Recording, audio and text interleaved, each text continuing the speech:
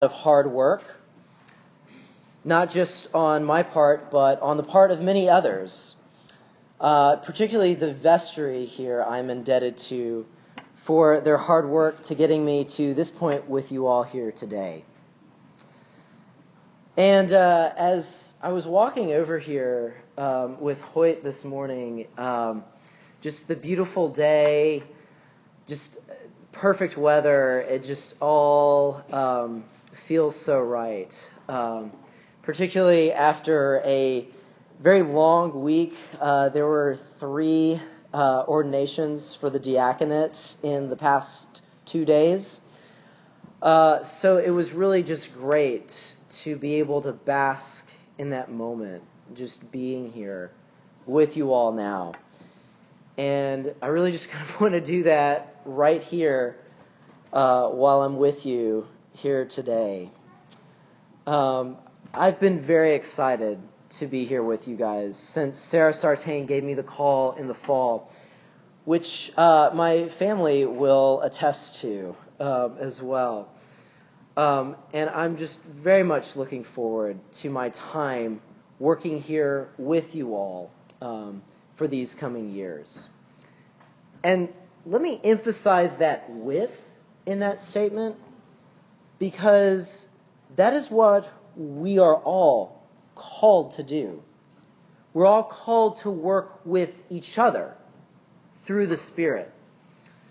And it's very easy for us to see those who work in ministry as somehow better, or as a freshman that I fenced with at Swanee once said to me, more holy.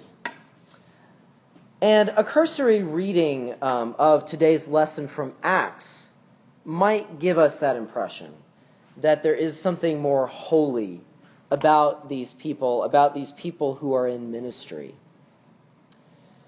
Because on that first day of Pentecost, it was an exclusive group that received the gift of the Holy Spirit coming down, as we're told, like a rush of violent wind. Because this Spirit doesn't just come down and go to just any old people that are around. The Spirit's very discerning and very specific in who it comes to, in coming to these disciples, to Jesus' core group of followers. But that's not where the story ends. People from all nations witness the fruit of this outpouring of the Spirit. They hear the disciples talking in their own native tongues. All of them.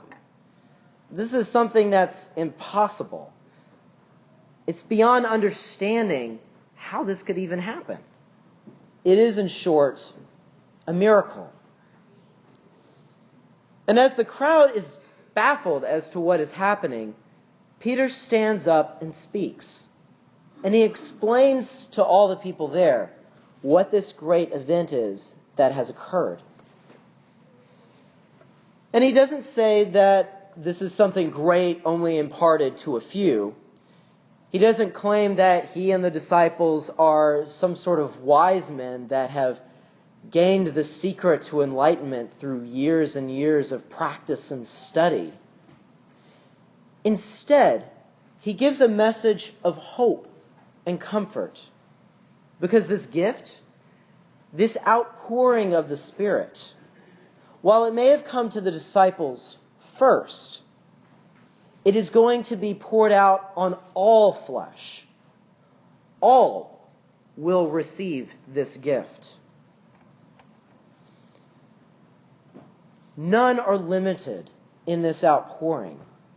As we're told, it is coming to young and old alike, which is great for those of us that are on either end of that spectrum. It is coming to both sons and daughters, to men and women alike. And it is even coming to slaves, the downcast, the overlooked by society.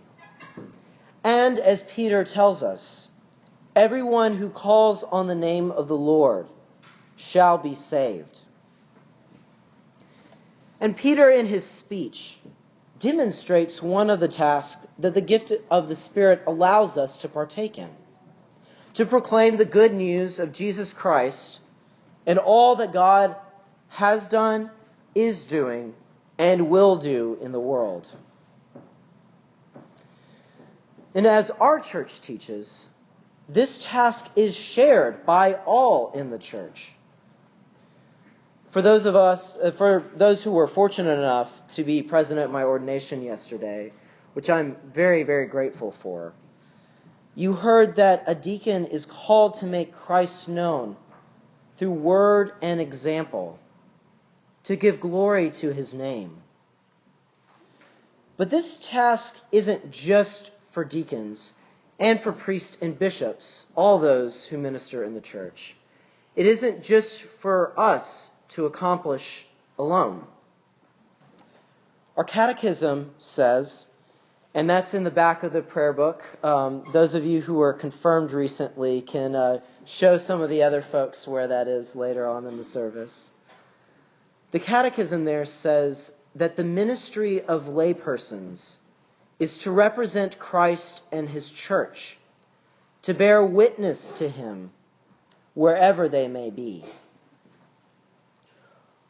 All members of the church are called to make Jesus known. And we do that through the outpouring of the Spirit that we all receive. That same outpouring of the Spirit through which Peter gave the good news on that very first day of Pentecost.